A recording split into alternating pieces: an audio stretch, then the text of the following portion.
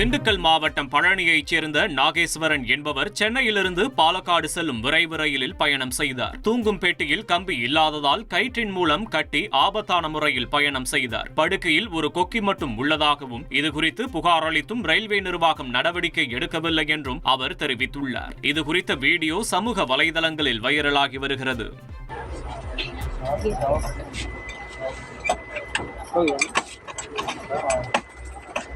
கலந்துட்டு வருது.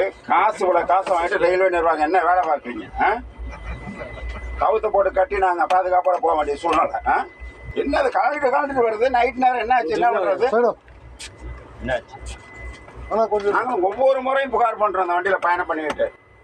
ஆமாம், இந்த மாதிரி கலந்து வருது. நைட் நேரம் அது கலந்து வந்துச்சுன்னா என்ன ஆகுறது?